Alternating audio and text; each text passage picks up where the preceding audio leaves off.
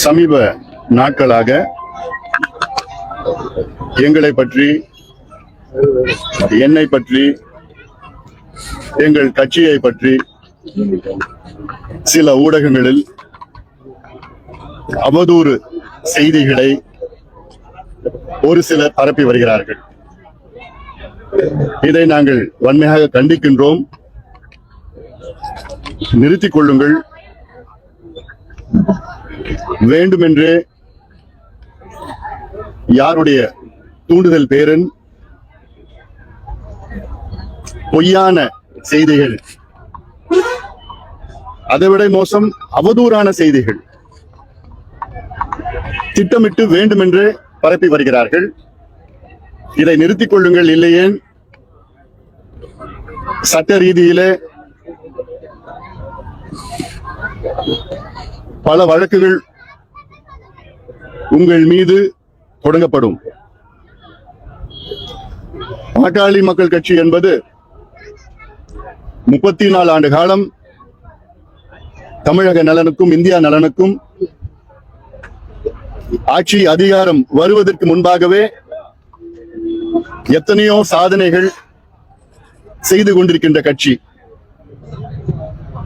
இந்தியாவிற்கு 108 ஆம்புலன்ஸ், உலகத்தில் மிகப்பெரிய சுகாதார திட்டம், தேசிய கிராமப்புற சுகாதார திட்டம், இந்தியாவிலிருந்து போலியோவை ஒழித்தது, பொது இடங்களில் புகைப்பிடிக்க கூடாதுன்னு சட்டத்தை கொண்டு வந்தது, குட்காவை இந்தியாவிலிருந்து ஒழித்தது, புகையிலை பொருட்களில் எச்சரிக்கை விளம்பரங்களை கொடுத்தது, உணவுப் பொருட்களில் FSSAI food safety standard act of India இந்தியாவுக்கு கொண்டு வந்தது,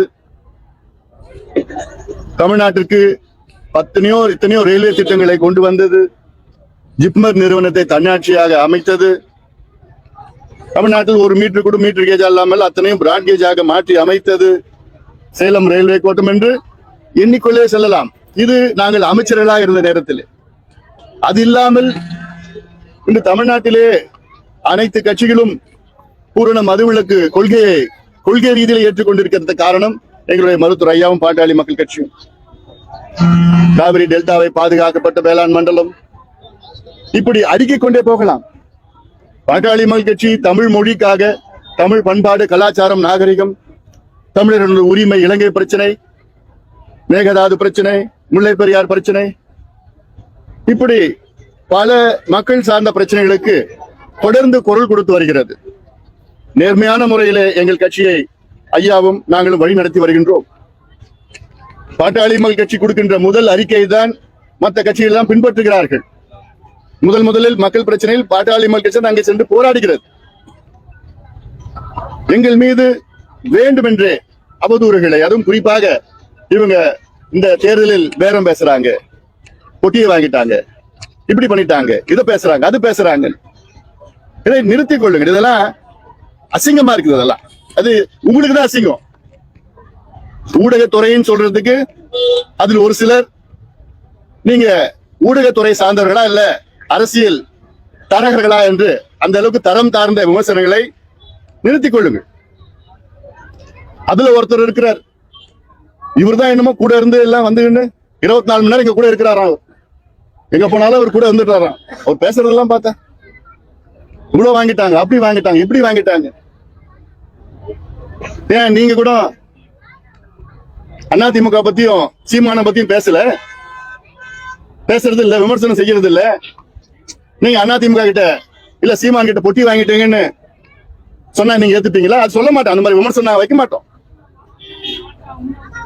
பேசுறதா என்ன வேணா பேசுறதா. நாங்க நேர்மையான முறையில கட்சி நடத்திட்டு இருக்கோம். பணம் சம்பாதிக்கணும்னா எப்படி வேணா சம்பாதிக்கலாம். இன்னைக்கு பேர் வேணும். உங்களுக்கு எவ்வளவு பிரச்சனைகள் தமிழ்நாட்டு பிரச்சனைகள் இருக்கிறது. பணம் சம்பாதிக்கணும்னா டுபாக்கோ லாபி, இது எத்தனை 1000 கோடி வேணா சம்பாதிச்சிருக்கலாம். அப்போ குட்கா லாபி எவ்வளவு வேணா சம்பாதிச்சிருக்கலாம். MCI லாபி, பார்மசூட்டிக்கல் லாபி, எவ்வளவு லாபிகள் இருந்து. ஆனா எங்களுக்கு நாடுதான் முக்கியம், இளைஞர்கள் தான் முக்கியம் என்ற எண்ணத்துல கடுமையா உழைச்சிட்டு வரோம். இன்னைக்கு சுற்றுச்சூழலை பத்தி பேசுவதற்கு எந்த ஒரு கட்சியாவது இருக்கா எங்களை தவிர? நீர் மேலாண்மைனா யாருக்காவது எந்த கட்சிகளுக்கு யாருக்காவது தெரியுதா? விவசாய பிரச்சனைகள் எந்த கட்சியாவது பேசுதா? நாங்க பேசுறது இல்ல, போராடிட்டு இருக்கிறோம். என்எல்சி நிறுவனத்துக்கு யார் போராடிட்டு இருக்கிறா? அதுல எல்லா கட்சியும் எல்லாம் வாங்கிட்டாங்க, அப்படி பண்ணிட்டாங்கன்னு சொல்ல விமர்சனம் வந்துட்டு இருக்குது. எங்கேயாவது வந்து சிப்காட்டி நிலம் எடுக்கிறதுக்கு எங்க யார் போய் போராடுறாங்க? ஆன்லைன் கேம்பிளிங்க தடை பண்ணணும்னு யார் முதல் சொல்லி தொடர்ந்து அழுத்தம் கொடுத்து 2 ஆட்சி கிட்ட சட்டத்தை கொண்டு வர வச்சது? காசு சம்பாதிக்கணும், எப்படி வேணா சம்பாதிக்கலாம். ஆனா நாங்க கடுமையான நேர்மையான முறையில உழைச்சிட்டு இருக்கோம். இப்ப இருக்கிறது பொது தேர்தல், ஜெனரல் எலெக்ஷன். எங்க கட்சி பொதுக்குழு சமீபத்துல கூட்டணி அமைப்போம் என்று ஒரு முடிவெடுத்திருக்கிறாங்க. அந்த கூட்டணி சார்ந்த பேச்சுவார்த்தைகள் நடைபெற்றுக் கொண்டு இருக்கிறது. அதுல என்ன உங்களுக்கு அவசரம்? ஒரு கூட்டணி என்பது ஏதோ இரு கட்சிகள் சம்பந்தமான செய்தி பிரச்சனை கிடையாது.